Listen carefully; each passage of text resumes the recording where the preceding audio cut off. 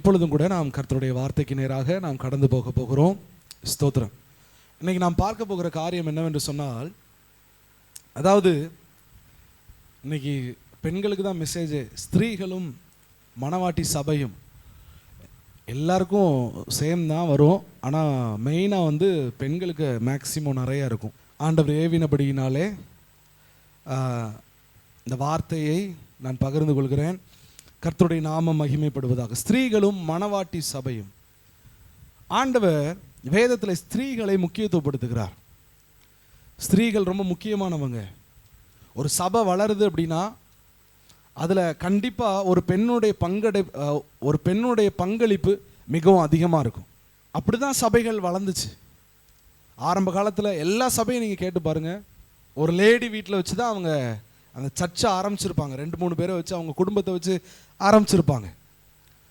பார்த்தீங்கன்னா இப்போ 1000 பேர் உள்ள சபையாக, பெரிய சபையாக இருக்கும். அந்த மாதிரிலாம் நம்ம பார்க்குறோம். கர்த்தருடைய நாம மகிமைப்படுவதாக. அப்படின்னா பெண்களுடைய பங்களிப்பு ரொம்ப மிகவும் முக்கியமானது. இன்னைக்கு நம்ம எதை குறித்து நம்ம பார்க்க போகிறோம் அப்படின்னா, பெண்களால் என்ன செய்ய முடியும், சபை என்ன செய்யணும் அப்படின்ற காரியத்தை குறித்து நம்ம பார்க்க போகிறோம். சபையை ஆண்டவர் பெண் பாலிலே அவர் குறிப்பிடுகிறார். அவள் என்று சொல்லியே ஆண்டவர் குறிப்பிடுகிறதை நாம் பார்க்க முடியும். மணவாட்டி சபை, ஒரு சபையை ஆண்டவர் பெண் பாலிலே குறிப்பிடுவார். அதே போல் நீங்கள் பார்த்தீங்க அப்படின்னா, ஒரு தேசத்தை எடுத்துக்கொண்டாலும் சரி, ஒரு பட்டணத்தை எடுத்துக்கொண்டாலும் சரி, இப்போ இஸ்ரவேல் தேசமாக இருந்தாலும் சரி, யூத பட்டணமாக இருந்தாலும் சரி, அது ஆண்டவர் ஒரு பெண் பாலிலே அவர் அழைப்பார். அப்படிதான் வேத வசனத்தில் சொல்லப்பட்டிருக்கிறது. அதே போல் தம்முடைய சபையையும் அவர் பெண் பாலிலே அழைக்கிறார். அதனால தான் ஸ்திரீகளும் மணவாட்டி சபையும் என்கிற தலைப்பை தேவன் கொடுத்திருக்கிறார். ஸ்தோத்திரம். சரி, பெண்களால் என்ன செய்ய முடியும் அப்படின்றத முதல்ல பார்க்க போகிறோம். 1 சாமுவேல் 1ஆம் அதிகாரம் அதனுடைய 10ஆவது வசனத்திலிருந்து 15ஆவது வசனம் வரைய நம்ம வாசிக்க கேட்கலாம்.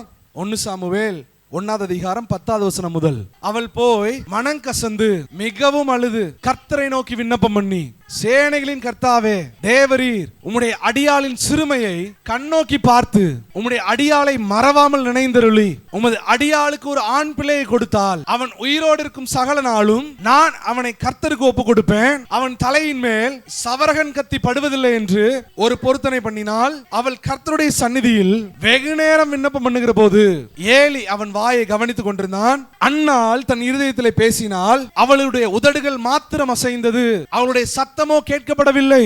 ஆகையால் அவள் வெறித்திருக்கிறாள் என்று ஏலி நினைத்து அவளை நோக்கி, நீ எதுவரைக்கும் வெறித்திருப்பாய், உன் குடியை உன்னை விட்டு விலக்கு என்றான். அதற்கு அன்னாள் பிரதியுத்தரமாக, அப்படி அல்ல என் ஆண்டவனே, நான் மன கிளேசமுள்ள ஸ்திரீ, நான் திராட்சரசமாகிலும் மதுவாகிலும் குடிக்கவில்லை, நான் கர்த்தருடைய சந்நிதியில் என் இருதயத்தை ஊற்றிவிட்டேன். முதலாவது இந்த அண்ணானுடைய அனுபவத்தை பாருங்க. முதலாவது ஸ்டெப், அவள் மனம் கசந்து மிகவும் அழுகிற அனுபவத்தை நாம் பார்க்க முடியும்.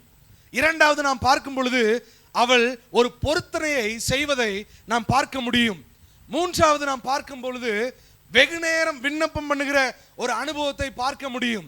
நான்காவது நாம் பார்க்கும் பொழுது தன் இருதயத்திலே பேசுகிற அனுபவத்தை நாம் பார்க்க முடியும்.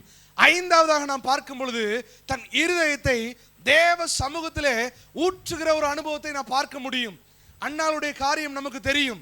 அவளுடைய கணவன் அன்னாளை அதிகமாய் நேசித்திருந்தால் அன்னாளின் கற்பத்தை தேவன் அடைத்து வைத்திருந்தார். அதனால் அவளுடைய சக்களத்தை அவளை துன்பப்படுத்துவாள். அதனால அவளுக்கு வேதனை தாங்க முடியல. அதனால அவள் செய்கிற விண்ணப்பங்களை பாருங்க.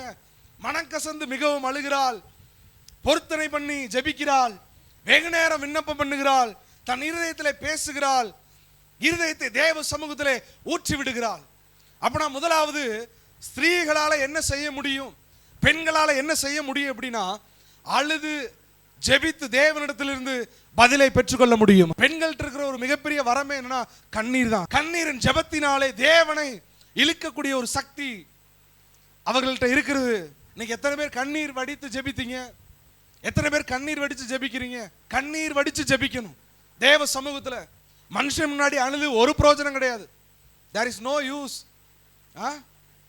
நம்ம மனுஷன் முன்னாடி அழுகிறது ஒரு பிரயோஜனம் இல்லை, அது வெட்கத்தை தான் உண்டு பண்ணும்.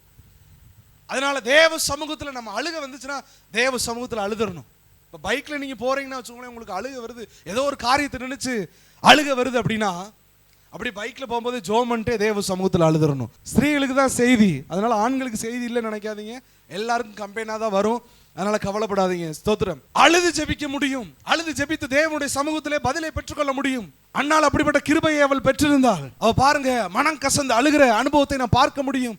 வெகு நேரம் ஜெபம் பண்ணுகிறதை பார்க்க முடியும். அவள் இருதயத்தை ஊற்றி விடுகிற அனுபவத்தை நான் பார்க்க முடியும். இன்றைக்கு அழுது ஜெபிக்கும் போது தேவன் உங்கள் விண்ணப்பத்தை அவர் கேட்பாராக. ஹல்லேலூயா. உங்களால் அழ முடியும். உங்களால் என்ன பண்ண முடியும்? என்ன தெரியும் உங்களுக்கு? நீங்க சொல்லணும், என்னால் தேவ சமூகத்தில் அழ முடியும். தேவ சமூகத்தில் அழுது நான் விடுதலை பெற்றுக்கொள்ள முடியும். தேவ சமூகத்தில் அழுது நான் பதிலை பெற்றுக்கொள்ள முடியும். தேவ சமூகத்தில் அழுது நான் தீர்க்க தரிசன வார்த்தையை நான் பெற்றுக்கொள்ள முடியும். தேவ சமூகத்தில் அழுது எனக்குடைய வார்த்தையை நான் பெற்றுக்கொள்ள முடியும். தேவ சமூகத்தில் அழுது நான் சாமுவேலை நான் பெற்றுக்கொள்ள முடியும். பிரியமானவர்களே, அழுது ஜெபிக்கிற ஜெபம் அது பரலோகத்தை இழுத்து கீழே கொண்டு வந்துடும். சோதரம், இன்றைக்கு அப்படிப்பட்ட நிலைமையிலே நாம் இருக்க வேண்டும். ஸ்திரீகளால அதை செய்ய முடியும், நிச்சயமா செய்ய முடியும். செய்ய முடியாதுன்ற காரியம் ஒண்ணுமே இல்லை.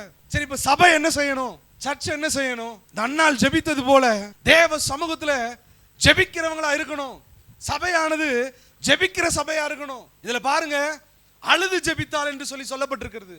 சபையானது அழுது ஜெபிக்கிற அனுபவத்துல இருக்கணும்.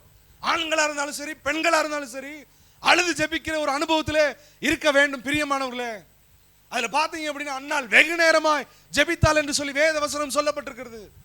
இன்னைக்கு சபை வெகு நேரம் ஜெபிக்கிறதா? இன்னைக்கு சபை வெகு நேரம் ஜெபிக்க வேண்டும். நாம் வைராக்கியமாக தேவ சமூகத்திலே ஜெபிக்கும் போது நம்முடைய தரிசனங்கள், சபையினுடைய தரிசனங்கள், திட்டங்கள் எல்லாம் பெரிதாக மாறும். அதுக்கு எல்லாரும் ஒத்துழைக்கும். சும்மா சாதாரணமா சும்மா வந்துட்டு போறது சபையே கிடையாது. அமைதியா ஒரு சில சபைகளை நிற்பாங்க, அது சபையே கிடையாது. ஸ்தோத்திரம். கர்த்தருடைய நாமம் மகிமைப்படுவதாக. சபை என்று சொன்னால் சத்தமா இருக்க வேண்டும். தேவன் ஒவ்வொரு தேவ மனிதனையும் ஒரு எக்காலத்தை போலதான் தேவன் வைத்திருக்கிறார். அல்லேலூயா. நம்முடைய தொனி எக்கால தொனியாக இருக்க வேண்டும். சர்ச் என்பது சைலண்டா இருக்கிறது கிடையாது.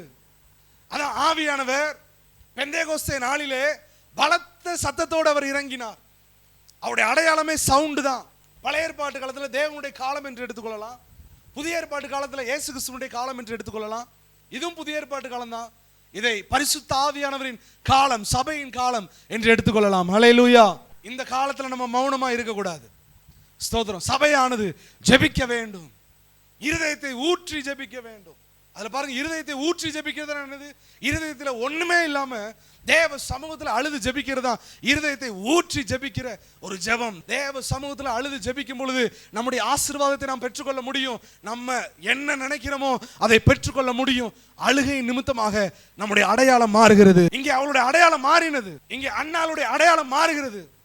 அதற்கு முன்னாடி, அவள் ஜெபிப்பதற்கு முன்னாடி அவளுடைய அடையாளம் என்ன? குழந்தை இல்லாதவள், அவள் மலடி என்று சொல்லி. அதற்கு பின்பதாக அவருடைய அடையாளம் மாறுகிறது. சாமுவேலுக்கு தாய், இந்த இஸ்ரவேலில் உள்ள பெரிய தீர்க்கதரிசிக்கு தாய்.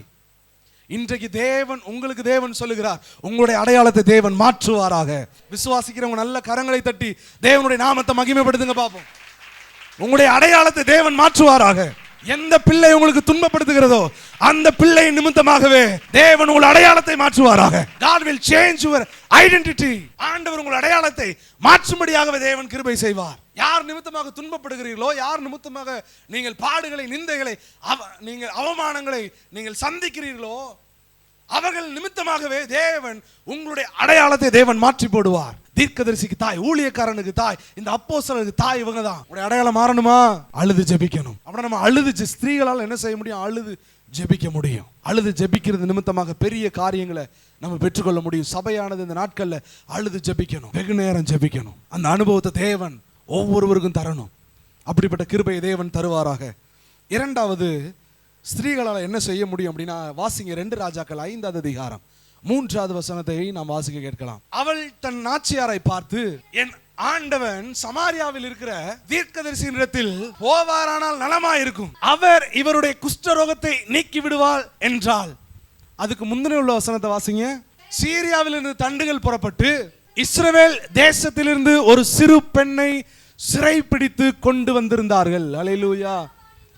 அவள் நாகமானின் மனைவிக்கு பணிவிடை செய்து கொண்டிருந்தாள்.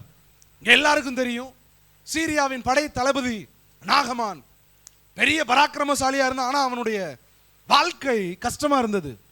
அவன் குஷ்டரோகத்திலே அவன் கஷ்டப்பட்டு கொண்டிருந்தான். அப்பொழுது பார்த்தீங்க அப்படின்னு சொன்னா, இஸ்ரவேல் தேசத்திலிருந்து ஒரு சிறு பெண்ணை அவர்கள் அடிமையாக கொண்டு வந்தார்கள். அவள் சீரிய தளபதியோடைய நாகமானுடைய மனைவிக்கு பணிவிடைக்காரலா இருந்தார். அவளுடைய எண்ணத்தை பாருங்க. அவர் எங்கெங்கெல்லாம் போற சுகமாகல.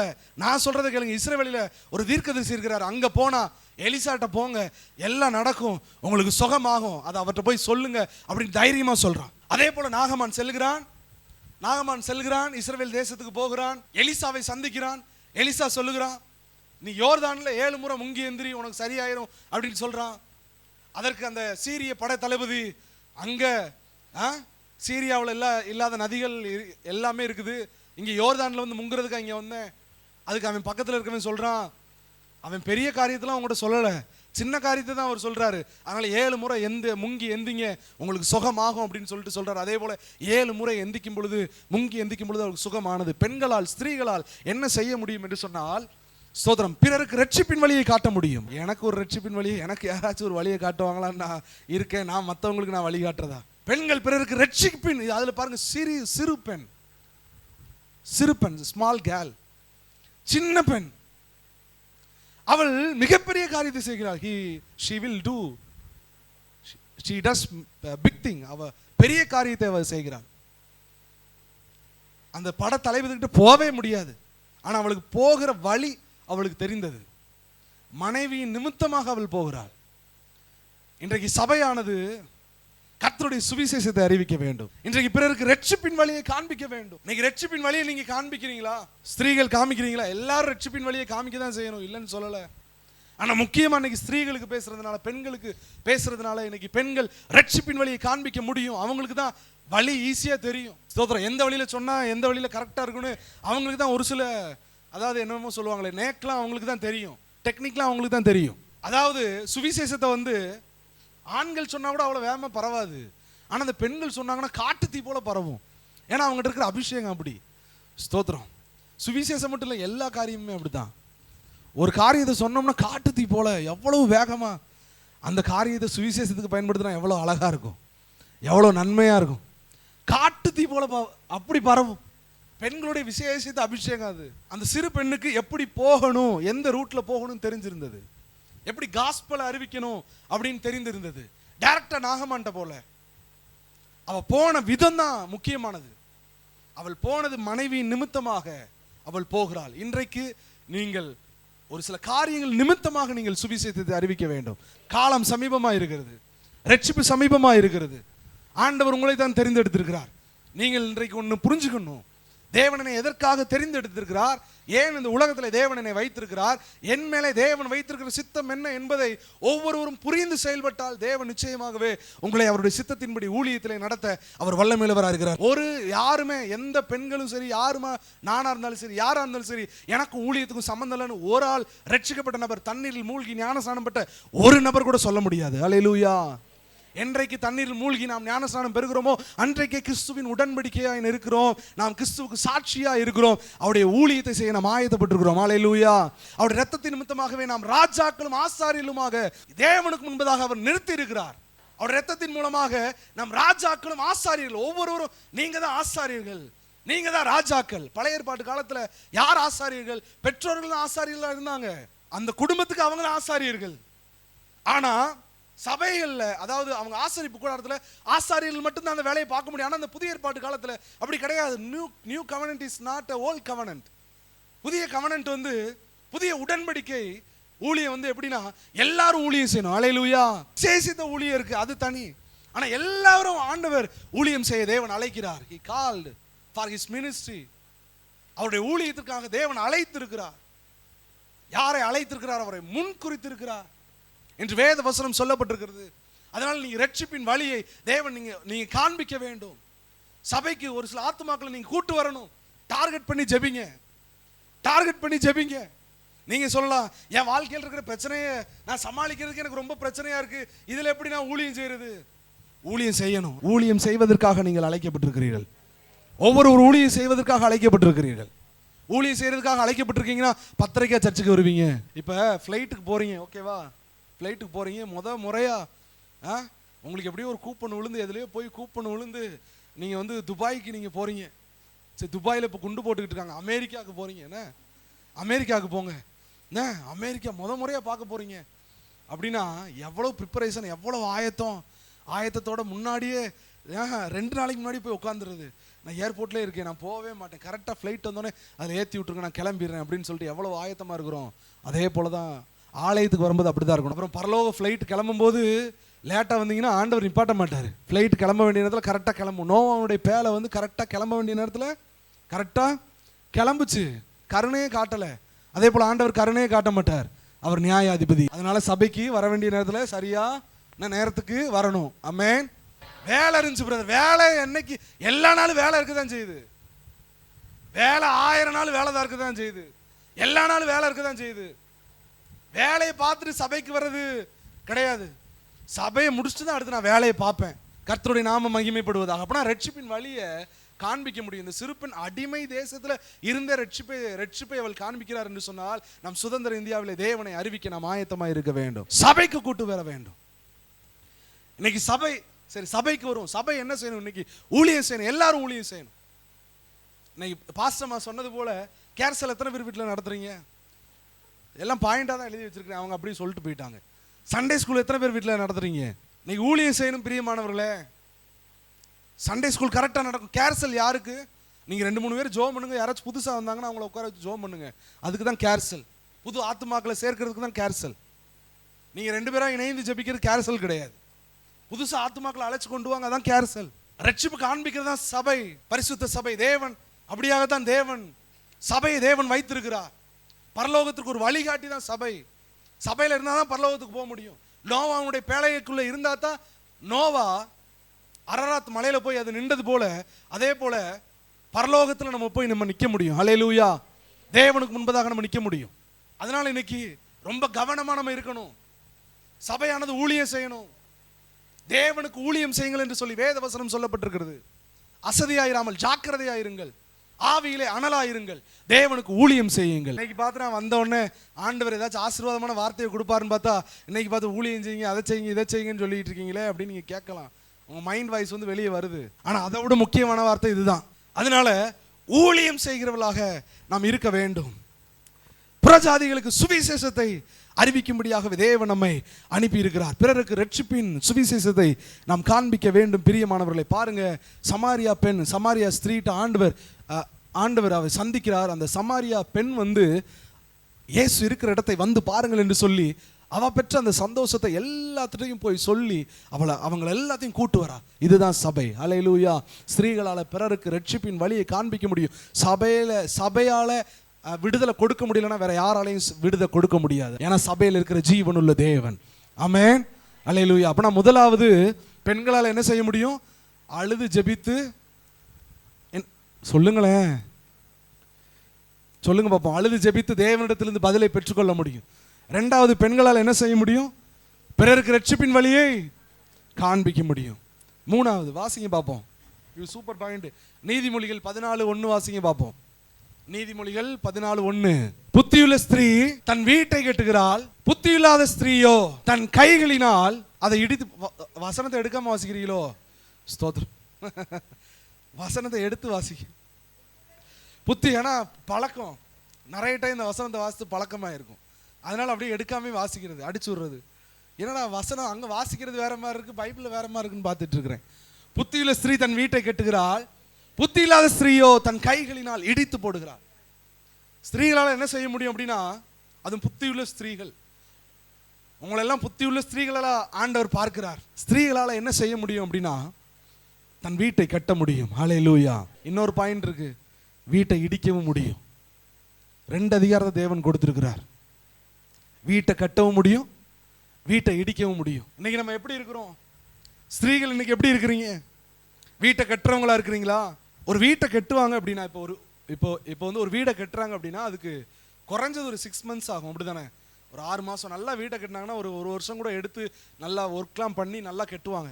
ஆனால் அதை இடிக்கிறதா இருந்தால் பாருங்கள், ஜேசிபி வச்சு ஒரு 2 மணி நேரத்தில் 3 மணி நேரத்தில் ஈஸியாக இடிச்சிட முடியும். அதே போல் தான் வீட்டை கட்டுற பொறுப்பு ஆண்டவர் ஸ்திரீகள் இடத்துல கொடுத்துருக்கிறார். அதான் ஒரு ஆச்சரியமான விஷயம். அவங்க தான் அந்த வீட்டை வந்து கரெக்டாக கட்ட முடியும். ஏன்னா ஆண்கள் வேலைக்கு போயிடுவாங்க, பெண்களும் எல்லாரும் வேலைக்கு தான் போகிறாங்க, இல்லைன்னு சொல்லலை. இப்போ உள்ள பெண்கள்லாம் வேலைக்கு போகிறாங்க, ஃபஸ்ட் உள்ள பெண்கள்லாம் வீட்டிலே தான் இருப்பாங்க, வீட்டில் இருந்து எல்லாத்தையும் சரியாக பண்ணுவாங்க. ஆனால் அந்த வீட்டை கட்டுற பொறுப்பை வந்து ஆண்டவர் ஸ்திரீகள் இடத்துல தான் கொடுத்துருக்கிறார். கெட்டுறதுக்கு வருஷங்கள் ஆகும். கணவனை கட்டணும் ஆவிக்குரிய ரீதியில், பிள்ளைங்களை கட்டணும் ஆவிக்குரிய ரீதியில், எல்லா ரீதியிலும் கட்டணும். அப்புறம் அந்த கெட்டவங்க எவ்வளவு ஜாக்கிரதையாக இருக்கணும், எவ்வளவு சகிப்புத்தன்மை உள்ளவங்களா இருக்கணும், எவ்வளவு வளைந்து கொடுக்குற தன்மையில் உள்ளவங்களா இருக்கணும். இன்னைக்கு நிறைய பேர் வளைஞ்சு கொடுக்கறதே கிடையாது. இப்படி தான் நான் சொல்றது மட்டும்தான். உங்கள் மைண்ட் வைஸ் கேட்குது, உங்கள் வீட்டில் தான் நடக்குதோ அப்படின்னு கேட்கு. ஸ்தோத்திரம். அப்படிலாம் கிடையாது. ஸ்தோத்திரம். எல்லார் வீட்டிலையும் இருக்கிறதா இல்லைன்னு நான் சொல்லலை. நான் அதாவது ஸ்திரீகள் வளைஞ்சு கொடுக்கலன்னா ஒரு முறிவு ஏற்படும். ஸ்திரீகளுக்கு கொடுத்த வரமே அதுதான், வளைஞ்சு கொடுக்கணும், வளைஞ்சு கொடுக்க தெரியணும். ஏன்னா குடும்பத்தை கெட்டுற பொறுப்பை தேவன் உங்கள்கிட்ட தான் கொடுத்துருக்கிறார். வேற யார்கிட்ட கொடுத்துருக்கிறாரு?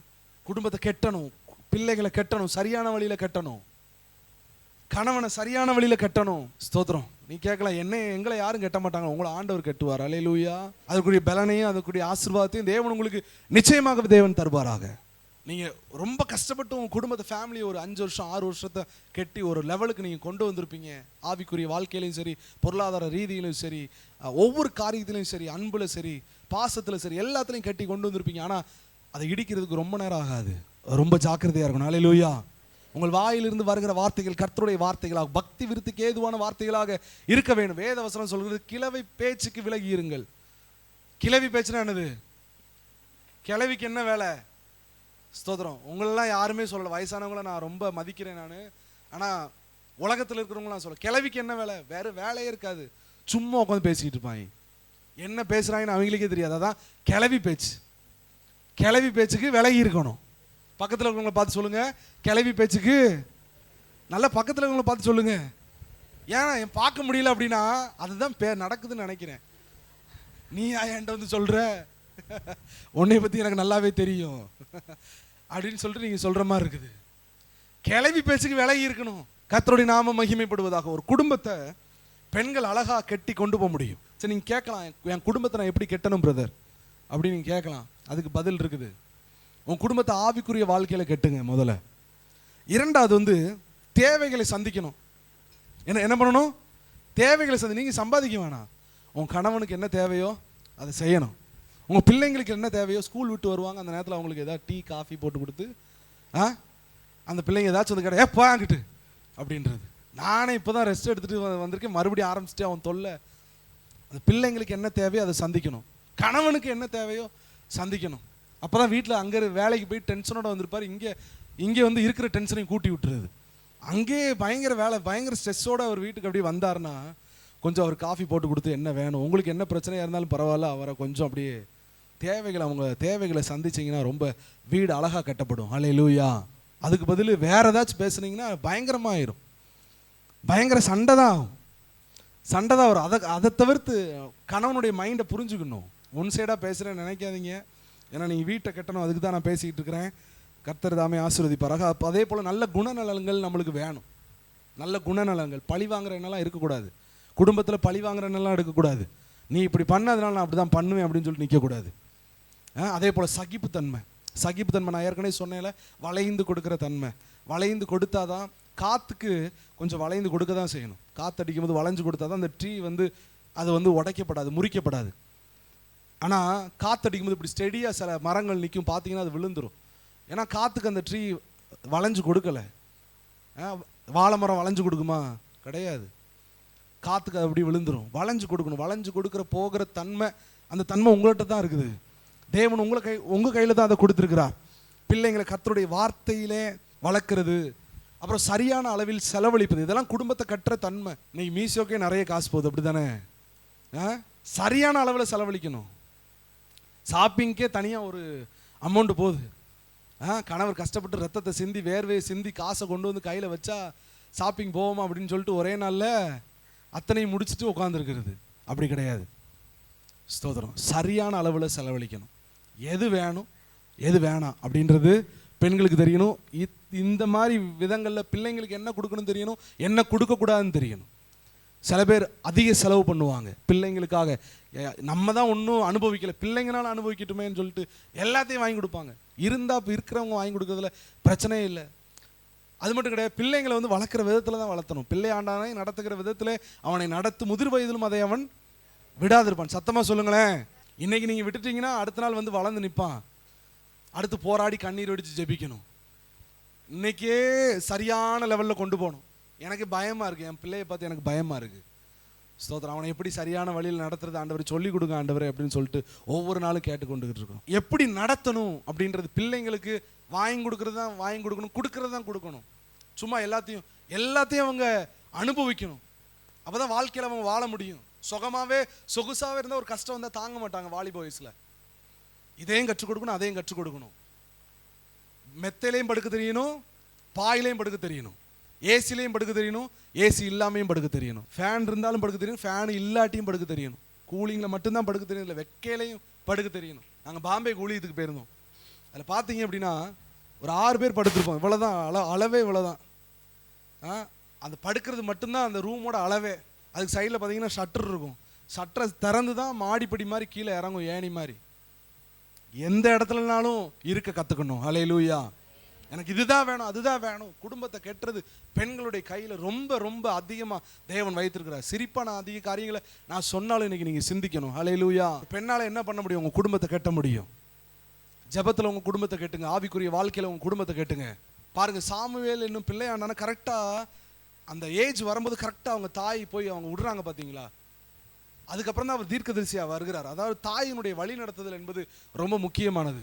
ஸ்தோத்திரம். அதனால உங்களுடைய வாழ்க்கை பிள்ளைங்களுக்கு எக்ஸாம்பிளாக இருக்கணும். பிரபல ஊழியக்காரர், மிகப்பெரிய ஊழியக்காரர் டாக்டர் பில்லி கிராம், அவங்க கடந்த நூற்றாண்டுகளில் மிகப்பெரிய ஊழியத்தை செய்தவர்கள்.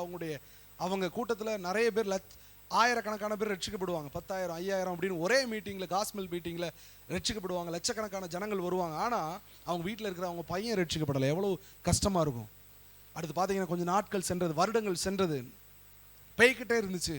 அடுத்து அவர் ஒரு நாள் ரட்சிக்கப்பட்டார். கடைசியில் அவர்கிட்ட பேட்டியில் கேட்டாங்களா, நீங்கள் எப்படி ரட்சிக்கப்பட்டீங்க அப்படின்னு சொல்லிட்டு. அவர் சொன்னார், எங்கள் அப்பாவை பார்த்து தான் நான் ரட்சிக்கப்பட்டேன் அப்படின்னு சொல்லி. அவர் என்ன ஸ்டேஜில் பேசுகிறார் அதுதான் வீட்டில் இருப்பார். வீட்டில் எப்படி இருக்கிறாரோ அதை தான் ஸ்டேஜில் பேசுவார். அவரை பார்த்து தான் நான் ரட்சிக்கப்பட்டேன். இன்றைக்கி உங்களை பார்த்து பிள்ளைங்க ரட்சிக்கப்படணும். பிள்ளைங்க செல்லு கேட்குறப்ப செல்லு கொடுக்கக்கூடாது. பிள்ளைங்க நம்மகிட்ட திருப்பி கேள்வியக்கூடாது. நீ தானே இப்போ 2 மணி நேரம் செல்லணுன்னு எனக்கு செல்ல கூட அப்படின்னு கேட்கக்கூடாது. அப்படின்னா அவங்களுக்கு வழிவகுக்கக்கூடாது. நடக்குதுன்னு நினைக்கிறேன் நிறைய வீட்டில். பேச முடியல பிள்ளைங்க கிட்ட. அப்படின்னா நம்ம ஒரு எக்ஸாம்பிளாக இருந்தால் தான் அந்த பிள்ளைங்க வந்து கரெக்டாக இருக்கும். இன்னொன்று முக்கியமாக சொல்கிறேன், நீங்கள் நிறைய பேர் ஜெபிக்கலாம், ஆனால் அந்த ஜெபம் கேட்கப்படவே படாது. எப்படி தெரியுமா? ஸ்தோத்திரம். எப்படி இருக்கும்போது ஜெபம் கேட்கப்படாது தெரியுமா? நீங்கள் சொல்லலாம், ஆண்டவரே என் குடும்பம் மாறின ஆண்டவரே, ஆண்டவரே என் பிள்ளையை மாறின ஆண்டவரே, ஆண்டவரே என் கணவர் மாறின ஆண்டவரே, ஆண்டவரே ஸ்தோத்திரம், ஆண்டவரே எல்லாரும் மாறின ஆண்டவரே அப்படின்னு சொல்லி ஜெபம் பண்ணிட்டு இருங்க. அழுது என்ன வேணாலும் புரண்டு ஜெபம் பண்ணுங்க. நீங்கள் மாறாத வரைக்கும் உங்கள் குடும்பம் மாறாது. எத்தனை பேர் ஒத்துக்கிறீங்க? ஆண்டவர் சொல்லணும், நீ மாறு. அதுக்கடுத்து நம்ம பைபிள் வாசிக்காம பிள்ளைங்க, ஏய் உட்காந்து பைபிள் வாசி, நீ வாசித்தியா பைபிளை அப்படின்னு பிள்ளை கேட்கும். ஏய் ஜோம் பண்ணு அப்படின்னு, நீ எப்பமா ஜோம் பண்ண, உன்னை பார்க்கவே இல்லை, ஜோம் பண்ணி பார்த்தது. இப்படி நிறைய காரியங்கள் ரொம்ப இருக்குது. பிள்ளைங்க வந்து நம்முடைய ஆக்டிவிட்டீஸை வந்து அவ்வளோ கவனிக்கிறாங்க, அவ்வளோ நுண்ணிப்பாக கவனிக்கிறாங்க.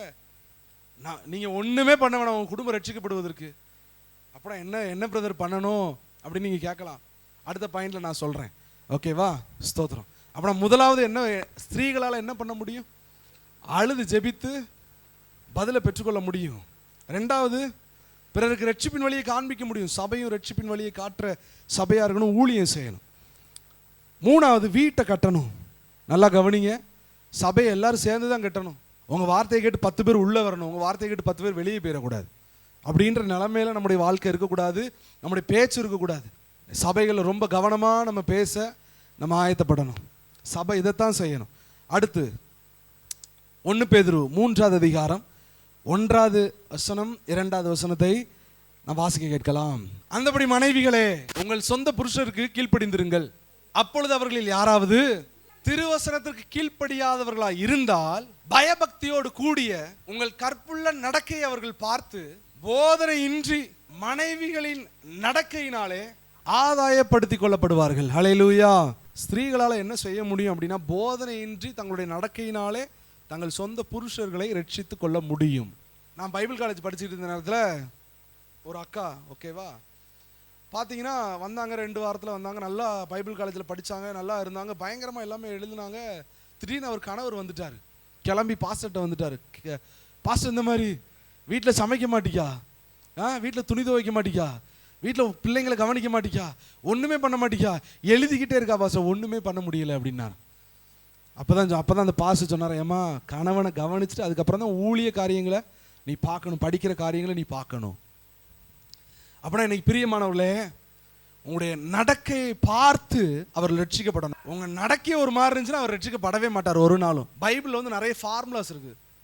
அந்த ஃபார்முலா அப்படி செஞ்சால் அந்த ஆசீர்வாதம் நடக்கும். கேளுங்கள் கொடுக்கப்படும், அப்படின்னா கேட்கணும், அப்போ தான் கொடுக்கப்படும். ஓகேவா? முதலாவது தேவனுடைய ராஜ்யத்தையும் நீதியும் தேடுங்கள், அப்பொழுது இவைகள் எல்லாம் உங்களுக்கு கூட கொடுக்கப்படும். இந்த ஃபார்முலா அப்படி செஞ்சாதான் இந்த ஆன்சர் கிடைக்கும். அதே போல் நிறைய பேர் இன்னைக்கு ஜோம் பண்ணிக்கிட்டு இருக்காங்க. ஜோம் பண்ணுங்க, தப்பே கிடையாது. கணவன் ரட்சிக்கப்படணும் அப்படின்னு ஜோம் பண்ணுங்க, தப்பே கிடையாது. ஆனால் நீங்கள் எப்படி நடக்கணும் அப்படின்றத ரொம்ப முக்கியம். ஒரு மாதிரி we are the example. இயேசு கிறிஸ்து பாருங்க, எல்லாத்துலையும் எக்ஸாம்பிள். அவர் ஒரு குறை சொல்ல முடியுமா? அவர் ஒரு குறை இல்லாமல் வாழ்ந்தனால தான் நம்ம பர்ஃபெக்டாக நம்ம இருக்க முடியுது. ஹல்லேலூயா. எல்ட்ட பைபிள் ஏதாச்சும் ஒரு குறையோட எழுதியிருந்தா, பாரு உங்க இயேசுவே இப்படி பண்ணியிருக்கிறார், அப்படி எப்படிப்பா அப்படின்னு சொல்லுவாங்க. அவர் பர்ஃபெக்டாக, அவருடைய ஸ்தானம் அவருக்கு தெரியும், உங்களுடைய ஸ்தானம் உங்களுக்கு தெரியும். You are the perfect example for your family. உங்களுடைய குடும்பத்துக்கு நீங்கள் தான் ஒரு பர்ஃபெக்டான எக்ஸாம்பிள். உங்களுடைய குடும்பத்துக்கு நீங்கள் தான் பர்ஃபெக்ட். உங்களுடைய கணவருக்கு நீங்கள் தான் பர்ஃபெக்டான எக்ஸாம்பிளாக இருக்கணும். உங்களுடைய மனைவிக்கு நீங்கள் தான் பர்ஃபெக்டான எக்ஸாம்பிளாக இருக்கணும். உங்களுடைய பிள்ளைக்கு நீங்கள் தான் பர்ஃபெக்டான எக்ஸாம்பிளாக இருக்கணும். You are the perfect example for your children and your family and your husband. கர்த்தருடைய நாமம் மகிமைப்படுவதாக. பிள்ளைங்களுக்கு எக்ஸாம்பிளாக இருக்கணும். அதுதான் ரொம்ப நான் அடிக்கடி சொல்கிறது அதுதான். பிள்ளைங்க நம்ம ஒவ்வொரு நடக்கையும் அவங்க பார்த்து கொண்டே இருப்பாங்க. குடும்பம் மாறணும்னா நீங்கள் மாறினா போதும். நீங்கள் பைபிள் வாசிங்க, நீங்கள் ஜோம் பண்ணுங்க, நீங்கள் சொல்லலாம் குடும்ப ஜெபத்துக்கு யாருமே வர மாட்டேங்கிறாங்க, அப்புறம் குடும்பத்தில் எதுக்குமே ஒத்துழைக்க மாட்டேங்காங்க, சபைக்கு வர மாட்டேங்காங்க, ஒன்றுக்கு வர மாட்டேங்காங்க. நீங்கள் பேசாமல் உட்காந்து நீங்கள் பாட்டு ஜோம் பண்ணுங்க, நீங்கள் பாட்டுக்கு வேதத்தை வாசிங்க, நீங்கள் பாட்டு வேதத்தை தியானிங்க. ஒரு நாள் கிடையாது, ஒரு நாள் செஞ்சுட்டு 10 நாள் சும்மா இருக்கக்கூடாது. அப்படி நீங்கள் செய்யும்போது, நீங்கள் எக்ஸாம்பிளாக இருக்கும்போது பிள்ளைங்க மாதிரியாக மாறுவாங்க. நாம் மாறும்போது நம் குடும்பம் மிகப்பெரிய மாற்றத்தை சந்திக்கும். சபையும் பாருங்க, சபையின் நடக்கை அது கற்புள்ள நடக்கையா இருக்கணும், அப்பதான் ரட்சிக்கப்படுவாங்க. சபையில் உள்ள மக்களுடைய நடக்கை அது கற்புள்ள நடக்கையா இருக்க வேணும். சபையில இருக்கிற மக்கள் எப்படி நடக்கிறாங்கன்னு வச்சுதான் மற்ற இடங்கள்ல இருந்து புறஜாதிகள் ரட்சிக்கப்பட்டு சபைக்கு வருவாங்க. இன்னைக்கு நம்முடைய நடக்கை எப்படி இருக்குது அப்படின்றத எல்லாரும் பார்ப்பாங்க. அவள் சர்ச்சுக்கு போறான்றதான் பேர். ஆனால் வந்து அந்த கொலாடியில் வந்து பாருங்க, அவளை பற்றி தெரியும் அப்படின்னு யாரும் சொல்லக்கூடாது. சர்ச்சுக்கு போகிறாங்க, ரொம்ப டிசிப்ளினான ஃபேமிலி, ரொம்ப பர்ஃபெக்டாக இருப்பாங்க. எப்படி அவங்க சர்ச்சுக்கு போகிறாங்களோ அதன்படி அவங்க வாழ்க்கை க்ளீனாக அவங்க வாழ்க்கை அமைஞ்சிருக்குது அப்படின்னு சொல்லணும். அவங்க பிள்ளைங்களும் அப்படி இருக்கிறாங்க, ரொம்ப பர்ஃபெக்டாக இருக்கிறாங்க. அதுக்காண்டி நீங்கள் வந்து சில நேரங்களில் சோர்ந்து போகக்கூடாது. வாலிப பிள்ளைங்களுக்கு ஒரு சில டெம்டேஷன் வரத்தான் செய்யும். ஒரு இதில் போயிட்டு தான், அக்கினியில் போயிட்டு வர மாதிரி தான் வெளியே வருவாங்க வாலிபர்கள் வந்து. அதுக்காண்டி கவலைப்படக்கூடாது. அந்த ஸ்டேஜ் அப்படி, அதுக்காண்டி அவங்களுக்காக ஜெபிக்கணும், ஜெபித்து கொண்டே இருக்கணும். ஆனால் சரியான நேரத்தில் ஆண்டவர் வலையை போட்டு அவர் இழுப்பார். அப்படின்னா வந்து நம்முடைய சாட்சியின் ஜீவியத்தை பார்த்து மற்றவர்கள் நம்முடைய சபைக்கு வந்து அவர்கள் ரட்சிக்கப்படுவார்கள். கர்த்தருடைய நாமம் மகிமைப்படுவதாக. அடுத்து முதலாவதா என்ன சொன்னேன், ஸ்திரீகளால் என்ன செய்ய முடியும்? அழுது ஜெபிக்க முடியும். 2வது பிறருக்கு ரட்சிப்பின் வழியை காண்பிக்க முடியும். 3வது வீட்டை கட்டவும் முடியும், இடிக்கவும் முடியும். 4வது போதனை இன்றி நடக்கையினாலே தங்கள் சொந்த புருஷர்களை ஆதாயப்படுத்திக் கொள்ள முடியும். 5வது வாசிங்க, மார்க் 5வது அதிகாரம் 27வது வசனம் 28வது வசனத்தை வாசிங்க பார்ப்போம்.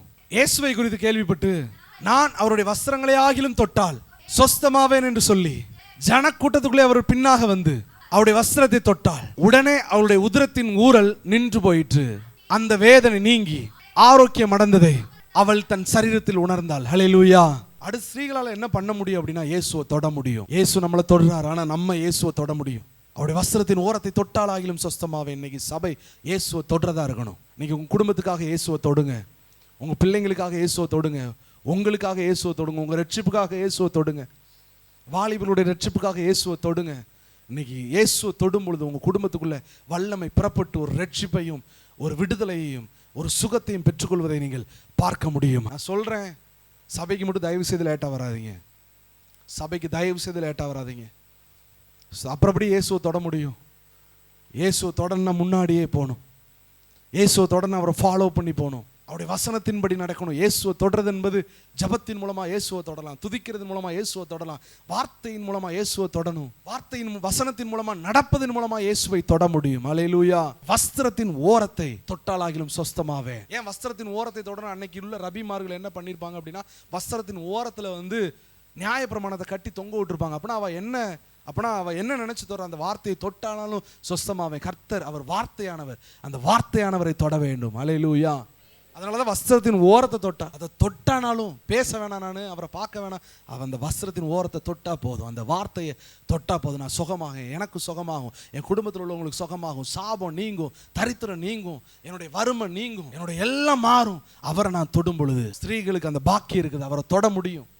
நிறைய காரியத்துக்கு நான் சொல்ல முடியும். மார்க்ல நம்ம பார்க்கும் பொழுது மரியாள் தன்னை விட்டு எடுபடாத நல்ல பங்கை தெரிந்து கொண்டாள். மார்த்தாள் பல வேலைகளில் பிஸியா இருக்கா. பல வேலைகளில் பிஸியா இருக்கிறவங்க இயேசுவை தொடவே முடியாது. பிஸியா இருந்தாலும் தேவ சமூகத்தில் உட்கார்ந்து இருக்கிறவங்க மட்டும்தான் இயேசுவை தொட முடியும். பல வேலைகளில் பிஸியா இருக்கா. அங்க கவனி, இவனை கவனி, அந்த சொந்தக்காரங்களை பார்க்கணும், இவங்களை பார்க்கணும், இந்த கல்யாண வீட்டுக்கு போ, அந்த காது வீட்டுக்கு போ, அந்த சடங்கு வீட்டுக்கு போ, இந்த வீட்டுக்கு போ, அந்த வீட்டுக்கு போ. ஒரு நாள் இயேசுவை தொட முடியாது, இயேசுவை பார்க்க முடியாது. ஆனா மரியாளோ என்றால் தன்னை விட்டு எடுபடாத நல்ல பங்கை அவள் தெரிந்து கொண்டாள். அதே போல மரியாள் இயேசுவினுடைய கடைசி அந்த பெத்தானியிலே அவர் அபிஷேகம் பண்ணப்படுவதை குறித்து சொல்லப்பட்டிருக்கிறது. அவள் களங்கமில்லாத நலதம் என்கிற அந்த பரிமள தைலத்தை அவர் இயேசு கிறிஸ்துவினுடைய கால்களிலே அவள் அதை தடவுறா. தன்னுடைய தலை மயிரினால் அதை அப்படி தொடக்கிற அந்த வீடு முழுவதும் வாசனையா இருந்தது. That is very blossom, that is very fragrance in the house. அவர் இருந்த வீட்டில் ரொம்ப வாடையா, ரொம்ப வாசையா இருந்துச்சு. இன்னைக்கு களங்கமில்லாத தைலம் என்ன தெரியுமா? உங்களுடைய கண்ணீர். ஹல்லேலூயா.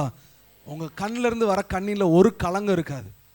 உண்மையா ஒரு நபர்ல இருந்து அவங்க கண்ணில இருந்து கண்ணீர் வந்துச்சுன்னா அது களங்கமில்லாததா இருக்கும். It is very pure. அது எதற்காக அந்த கண்ணீர் வந்ததுன்னு சொல்லிட்டு அந்த நபருக்கு நல்லா தெரியும். இயேசுவின் சமூகத்தில் இந்த களங்கமில்லாத நலதத்தை அவருடைய பாதத்தில் நாம் ஊற்றும் பொழுது நம் வாழ்க்கை மிகப்பெரிய வாசனை வீசக்கூடியதாக இருக்கும். நல்ல கரங்களை தட்டி தேவனுடைய நாமத்தை மகிமைப்படுத்துங்க பார்ப்போம். ஸ்திரீகளால இயேசுவை தொட முடியும். ஸ்திரீகளால இயேசுவை தொட முடியும். ஸ்தோத்திரம். இன்னைக்கு சபை இயேசுவை தொடணும். அதைத்தான் ஆண்டவர் எதிர்பார்க்கிறார். பிரியமானவர்களே, கர்த்தருடைய நாம மகிமைப்படுவதாக. அடுத்து ஸ்திரீகளால் என்ன செய்ய முடியும் அப்படின்னு சொல்லிட்டு நான் ஒரு காரியத்தை பார்த்து நம்ம முடிக்க போகிறோம். எஸ்தர் 4வது அதிகாரம் 14வது வசனத்தை வாசிங்க பார்ப்போம். எஸ்தர் 4:14. நீ இந்த காலத்திலே மௌனமா இருந்தால் யூதருக்கு சகாயமும் ரட்சிப்பும் வேறொரு இடத்திலிருந்து எழும்பும், அப்பொழுது நீயும் உன் தகப்பன் குடும்பத்தாரும் அழிவீர்கள். நீ இப்படிப்பட்ட காலத்துக்கு உதவியா இருக்கும்படி உனக்கு ராஜமேன்மை கிடைத்திருக்கலாமே, யாருக்கு தெரியும் என்று சொன்னான் என்று சொல்லப்பட்டிருக்கிறது. ஸ்திரீகளால் என்ன செய்ய முடியும் தெரியுமா? சத்தமா இருக்க முடியும். ஹல்லேலூயா. ஸ்திரீகளால் மௌனமா இருக்க முடியாது. இந்த காலத்தில் மௌனமா இருந்தால் யூதருக்கு சகாயம் ரட்சிப்பும் வேற இடத்துல இருந்து எழும்பும் அப்படின்னு சொல்லி மொர்தெகாய் சொல்றார். அதனால எஸ்தர் என்ன பண்றா அப்படின்னா எல்லாத்தையும் சொல்லி மொர்தெகாயிட்ட அனுப்பி எனக்காக நீங்கள் உபவாசம் இருங்கள், எனக்காகவும் தாதிமாருக்காகவும் நீங்க உபவாசம் இருங்க, எல்லாத்தையும் உபவாசம் அறிவிங்க. மௌனமா இருக்க முடியாது. ஒரு பெண் ஒரு லேடியால மௌனமா இருக்கவே முடியாது. அவங்க தங்களுடைய வாய்களை திறந்து ஜெபிக்க ஆரம்பிச்சாங்கன்னா மிகப்பெரிய ரட்சிப்பு, மிகப்பெரிய விடுதலை, தேசத்திலே மாற்றங்களை தேவன் கொண்டு வருவாராக. உங்களுக்குள்ள இருக்கிற கர்த்தருடைய வார்த்தை இருக்கும் பொழுது நீங்க மௌனமா இருக்க முடியாது, சத்தமா தான் இருக்க முடியும். அதான் சொன்னேன், சபை என்பது ஒரு சத்தமானது. அதுல சவுண்டு தான் இருக்கும், கர்த்தருடைய வார்த்தை தான் இருக்கும். அதே போல ஸ்திரீகள் இடத்துல மௌனமா இருக்கவே முடியாது. அவங்க பரிசுத்த ஆவியானவர் அதைத்தான் நமக்கு இந்த கால வேளையிலே அவர் தெளிவாக நமக்கு ஸ்தோத்திரம் சொல்லுகிறார். பரிசுத்த ஆவியானவர் சபைகளுக்கு அதை தான் சொல்லுகிறார். மௌனமா இருந்தால் ராஜ சமூகத்தில் பிரவேசிக்க முடியாது. நீங்க மௌனமா இருந்தீங்கன்னா எப்படி தேவ சமூகத்தில் பிரவேசிக்க முடியும்? மௌனமாவே இருந்து மௌனமா போனா எப்படி தேவ சமூகத்தில் எப்படி? அவ பாருங்க, எஸ்தர் ஜோம் பண்ண பிறகுதான் ராஜ சமூகத்தில் மீறி அவ ராஜ சமூகத்தில் போய் நிற்கிறா. அப்பதான் செங்கோடு அவளுக்காக நீட்டப்படுகிறது. இன்னைக்கு உங்களுடைய ஜெபங்களுக்கு, உங்களுடைய விண்ணப்பங்களுக்கு பதில் வரலையா? ராஜ சமூகத்தில் பிரவேசிக்கவே இல்லை, தேவ சமூகத்தில் என்ட்ராகவே இல்லை நீங்க. அதனாலதான் உங்களுடைய விண்ணப்பங்களுக்கு இன்னும் பதில் கிடைக்கல. இன்னும் உங்களுக்கு செங்கோல் நீட்டப்படலை. அந்த செங்கோல் நீட்டப்படும் பொழுது நீங்க அதை தொட்டீங்கன்னா தேவன் உங்களுக்கு விடுதலை தருவார். இன்னும் நீங்க தேவ சமூகத்தில் பிரவேசிக்கல, ராஜ சமூகத்தில் அவ மீறி பிரவேசிக்கிறாள். கட்டளை, ராஜாவினுடைய கட்டளை மீறி அவள் பிரவேசிக்கிறாள். மீறி பிரவேசிக்கும் பொழுது தேவன் உங்களை ஆசீர்வதிக்கிறவராக இருக்கிறார். தேவன் உங்கள் விண்ணப்பத்துக்கு பதில் தருகிறவராக இருக்கிறார். உங்க குடும்பத்தில் உள்ள உங்களுக்கு இருக்கிற கண்ணீர், பிரச்சனைகள் எல்லாவற்றுக்கும் அவர் பதில் தருவார். He will answer any question. உங்களுடைய கேள்விகள் எல்லாவற்றுக்கும் அவர் பதில் தருவார். அவர் நம்ம ஜெபத்தை கேட்கிற தேவன் மட்டுமல்ல, அதற்கு பதில் தருகிறவர். ஹல்லேலூயா. he only not hearing. அவர் கேட்கிற தேவன் மட்டும் அல்ல, அவர் பதில் தருகிறவர். கேட்டு நம்ம கேட்டுக்கிட்டே இருப்போம். நம்மளால சில காரியங்கள் பதில் செய்ய முடியாது. ஆண்டவர் எல்லா காரியத்துக்கும் பதில் செய்வார். ஆமென். உங்கள் வெட்கத்துக்கு பதிலாக ரெண்டத்தனையாக பதில் வரும். என் ஜனங்கள் ஒருபோதும் வெட்கப்பட்டு போவதே இல்லை என்று சொல்லி ஆண்டவர் சொல்லி இருக்கிறார்.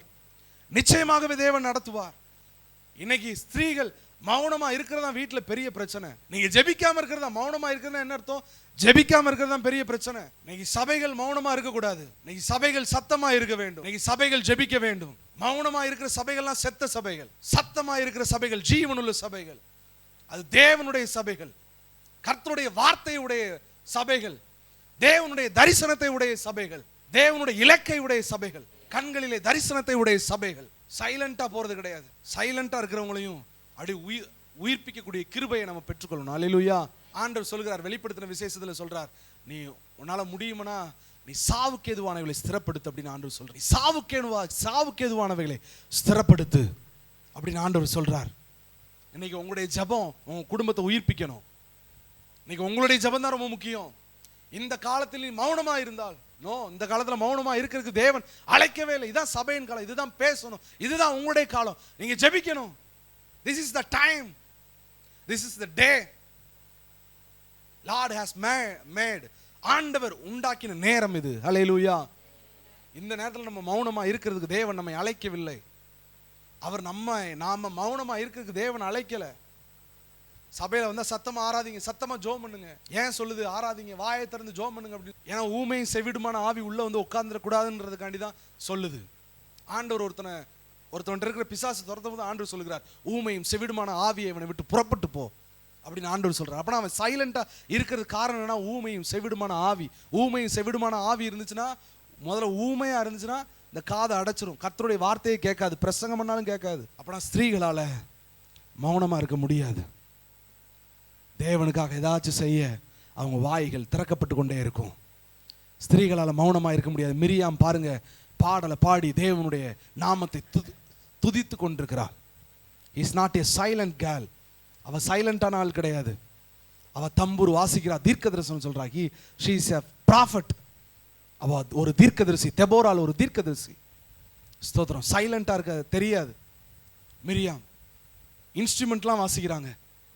பெண்கள் இன்ஸ்ட்ருமெண்ட்லாம் வாசிக்கணும், பிள்ளைங்க இன்ஸ்ட்ருமெண்ட்லாம் வாசிக்கணும், சத்தமாக இருக்கணும். சபையில் பையங்க மட்டும் தான் இன்ஸ்ட்ருமெண்ட் வாசிக்கணுமா? நீங்கள் இன்ஸ்ட்ருமெண்ட் வாசிக்கணும். ஸ்தோத்திரம். அல்லேலூயா. இந்த காலத்தில் எல்லாமே செய்யணும். அல்லேலூயா. கர்த்தருடைய வார்த்தையை பிரசங்கிக்கணும். Preach the word of God, preach the gospel, preach the kingdom of God. Hallelujah. Preach, பிரசங்கி, பேசு, சபையை பேசு. நீங்கள் பேசணும். வாயை திறந்து நீங்கள் ஜெபிக்கணும். உங்கள் குடும்பத்தில் தனிப்பட்ட விதத்திலையும் குடும்ப ஜபத்திலையும் நீங்கள் ஜெபிக்கும் போது தேவன் உங்கள் வாழ்க்கையில் ஒரு அசைவை கொண்டு வர. கடைசியாக ஒரே ஒரு காரியத்தை நான் சொல்லி முடிக்கிறேன். ஸ்தோத்திரம். அடுத்து பெண்களால் என்ன செய்ய முடியும் அப்படின்னா, அதிகாலை இருட்டோட எந்திக்க முடியும். அல்லேலூயா. நீதிமொழிகள் 31ஆம் அதிகாரத்தில் சொல்லப்பட்டிருக்கிறது, குணசாலியான ஸ்திரீ அவள் அதிகாலை இருட்டோட எழுந்து. நீங்கள் எத்தனை பேர் அதிகாலையில் எந்திக்கிறீங்க? ஸ்தோத்திரம். அதிகாலை எந்திக்கிறவங்களாம் ஆண்டவர் உங்களை ரொம்ப நல்லா ஆசீர்வதிப்பார். சில பேர் உடம்பு சரியில்லாத நேரத்தில் ஒன்றுமே பண்ண முடியாது. ஆனால் அதிகாலை எந்திக்கிறவங்களை ரொம்ப தேவன் நேசிக்கிறார். சின்ன பிள்ளைலாம் நான் பார்க்கும்போது எங்கள் அம்மா கூட சேர்ந்து நான் எந்திப்பேன். ஒரு 4:30க்கெலாம் எழுந்திருவேன். பார்த்தீங்கன்னா வெளியில் சத்தம் கேட்டுக்கிட்டே இருக்கும். கூட்டுற சத்தம், பெருக்கிற சத்தம் கேட்டுக்கிட்டே இருக்கும். வாசல் தொளிக்கிற சத்தம்லாம் அப்படி கேட்டுக்கிட்டே இருக்கும். பெண்களோட ஒரு அடையாளமே காலையில் எந்திக்கிறது. எல்லாரோட அடையாளம் எல்லாருமே எந்திக்கணும். ஆனால் பெண்களோட விசேஷ அடையாளம் காலையில் எந்திக்கிறது. ஆனால் இப்போ பார்த்தா அப்படி ஒரு சீனையை பார்க்க முடியல. சீரியஸாக சொல்கிறேன், அந்த சீனை பார்க்கவே முடியல. காலையில் 5 மணிக்கு எந்திரிச்சு உங்கள் வீட்டுக்கு வெளியே இல்லைங்க, யாராச்சும் ஒரு ஆள்கிட்ட தான் பார்ப்போம். ஸ்தோத்திரம். எல்லாம் தூங்குறதே 3 மணி. அப்புறம் இது ஒரு வீட்டில் பார்த்தேன் நான், அவங்க தூங்குறது 3 மணி. காலையில் சாப்பாடு 11 மணி, மத்தியானம் சாப்பாடு சாயங்காலம் 5 மணி, நைட்டு சாப்பாடு 12 மணி, அவங்க படுக்கிறது 3 மணி. ஸ்தோத்திரம். அவங்க வாழ்க்கை நிலைகளே மாறி இருக்கு. அதனால அதிகாலை இருட்டோட எந்திங்க. சபை எப்படி இருக்கணும் தெரியுமா? இந்த அதிகாலை இருட்டு என்பது எதை குறிக்கிறதுன்னு தெரியுமா? ஒரு சுறுசுறுப்புள்ள சபை. அல்லேலூயா. ஒரு வேகமுள்ள சபை, ஒரு ஆவிக்குரிய வேகத்தை உடைய சபை, உற்சாகமுள்ள சபை, கொடுக்கிற சபை, பரிசுத்த ஆவியான அபிஷேகத்தை உடைய சபை. காலையில் அவருடைய கிருபைகள் புதிதாக இருக்குது. ஏன் காலையில் ரொம்ப முக்கியம் அப்படி தெரியுமா? சொல்லட்டா உங்களுக்கு, காலையில் ஏன் எந்திச்சு ஜோம் பண்ணுங்க ஆண்டவர் நம்மகிட்ட எதுக்கு சொல்கிறா தெரியுமா? காலையில் எந்திரிச்சு நீங்கள் நிறைய காரியங்களோட போராடிட்டே இருப்பீங்க. அப்போ உட்காருங்க, ஜெபத்தில் உட்காருங்க, அந்த போராட்டம் தான் தலைக்குள்ள வரும். தூங்கி எழுந்தோடனே மைண்டு ரொம்ப ஃப்ரெஷ்ஷாக இருக்கும். அப்படியே நீங்கள் ஜோம் பண்ணும்போது அப்படியே தேவ சமூகத்தை பிரசன்னத்தை அப்படி உணர முடியும். அல்லேலூயா. அதுக்கு தான் காலையில் எந்திங்க தாய்மார்களே அப்படின்னு ஆண்டவர் இந்த கால வேளையில் நமக்கு ஒரு தியானத்தை தேவன் கொடுத்துருக்கிறார். அதனால் அதிகாலை இருட்டோட எந்திங்க.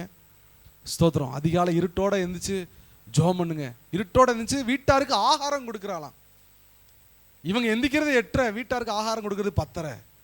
ஸ்தோத்திரம். இன்னைக்கெல்லாம் எனக்கெல்லாம் ஞாபகம் இருக்குது, நான்லாம் 7 மணிக்கெலாம் காலையில் சாப்பிட்ருவேன். ஸ்தோத்திரம். ஏன்னா அதுதான் ரொம்ப ஹெல்த்தியானது, ரொம்ப ஆரோக்கியமானது. இன்றைக்கெலாம் ஸ்கூலுக்கு போனால் அவசரமாக எதையாச்சும் கிண்டி கொடுத்துறது. போ கிளம்பு, 2 ஸ்நாக்ஸாக அங்கே கடையில் போய் வாங்கிட்டு வா, கிளம்பு, முடிஞ்சு. அப்படி இல்லைன்னா அப்படி ஸ்கூலுக்கு கொடுத்து விட்றது, டக்குன்னு தயிரை வாங்குறது, போட்டு கிண்டுறது, கொடுத்து ஒரு ஸ்நாக்ஸை போட்டு உருளைக்கிழங்க பொரிச்சு முடிஞ்சிருச்சு. இதுதான் காலையில் சாப்பிடு. எல்லார் வீட்லேயும் இதுதான் நடக்குது.